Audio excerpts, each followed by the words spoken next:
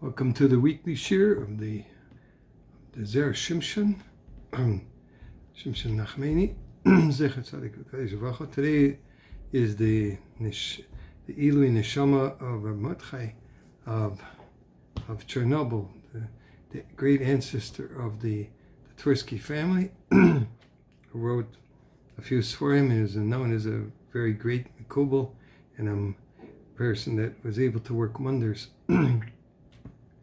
And I wanted to say that we should do this shir for the Ilui Nishmasai, and should be a melitz yosher for all of us in this world. So this is a pasuk in the Torah. You know, you could pick whichever one you want. Nitzavim, VaYelech. There's more pasukim in Nitzavim that are whatever, and there's less pasukim in VaYelech. Anyway, it says in the pasuk at the end of Nitzavim, that's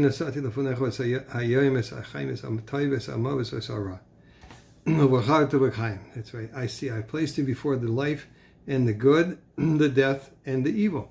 So what's the question? What do you want to choose? Death and evil? Life and good?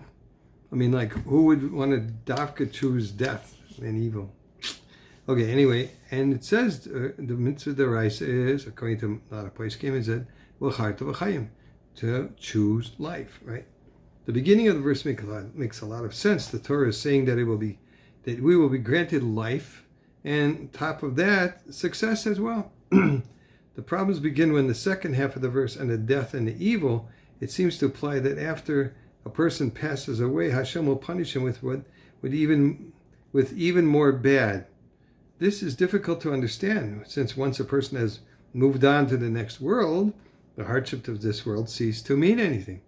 No doubt you will suggest that and evil, the court and Esara, right, means that in addition to dying, a person will be punished in the world to come. Okay, needs Gaon, but this verse seems to be discussing this world, not the world to come. The answer, says Zera Shimshon, is that sometimes a person will pass away without a warning. And other times death comes with evil. That means terrible yisurim and pain. Afflictions that can be even worse than death.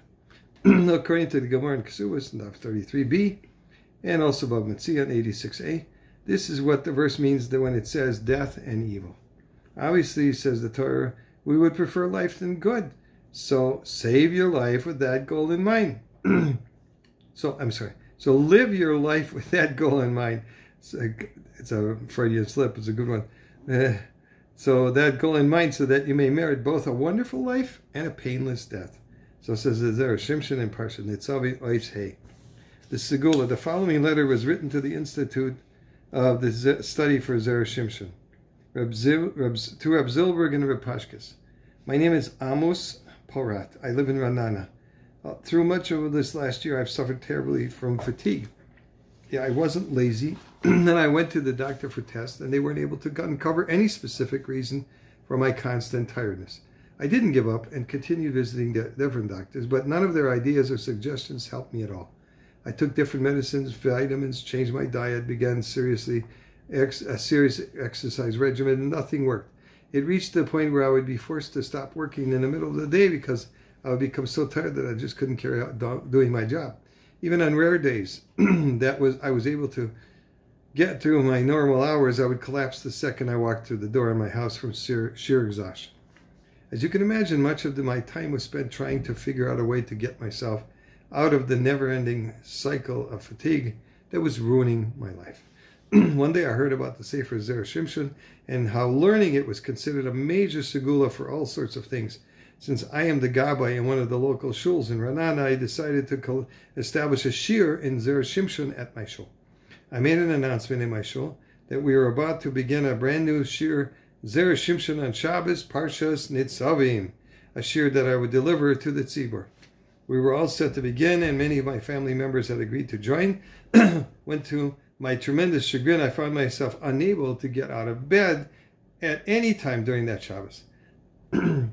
The crowd that gathered for the shir eventually realized that I would not be putting on in an appearance, and ended up learning Zera Shimshon on their own because there was no one to give their scheduled shir. You can imagine how I felt. Here I had been trying my best to give us this a shot, going to as far as starting my own shir. Yet I had been unable to get myself through the front door. It was disheartening, to say the least. It was Elul when I decided to start Zera Shimshon shir, and Rosh Hashanah was approaching. I told the people who had committed to the shir that I would be delivering a double shir, one on the Parshat and the second part on Rosh Hashanah. Here comes the fantastic part. I finally managed to deliver the shir, and to my great surprise and relief, my fatigue problems vanished. It was absolutely incredible. I had been suffering for so long, tried so many different remedies and ideas, and the moment I began teaching Zera Shimshon, everything changed for the better.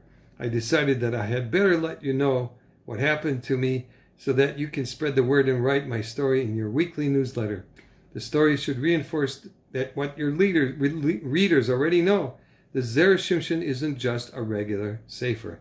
Thank you for everything, Amos Porat, and of course that's probably a pseudonym in Ranana. So I'll tell you, there's another letter, but I'll leave it for next. I just want to wish everybody a Shana Tova Masuka. Everybody have a good Giben Shtir. May all your prayers be answered. May it's Hashem with the Taiva for your benefit, and may everyone have benefits from learning the Zera Shimshon Bez Hashem as he promised. Okay, so I'll let everybody go. Have a wonderful week, and maybe I'll probably do a share next week, Thursday. I'll try anyway. Hatzlacha Rabbah.